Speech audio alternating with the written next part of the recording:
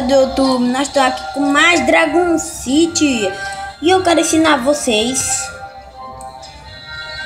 como fazer o meu Dragon Soul. Esse daqui, Dragon Soul. Para vocês fazerem o Dragon Soul, você tem de pegar o dragão da luz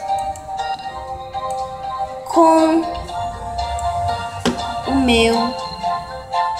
o seu também. Se você tiver o dragão chamas, você pega o dragão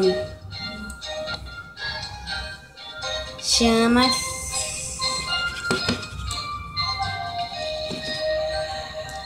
você pega o dragão chamas e aperte em bloqueação normal e tchau. Quero que vocês curtem, gostem do meu vídeo e tchau.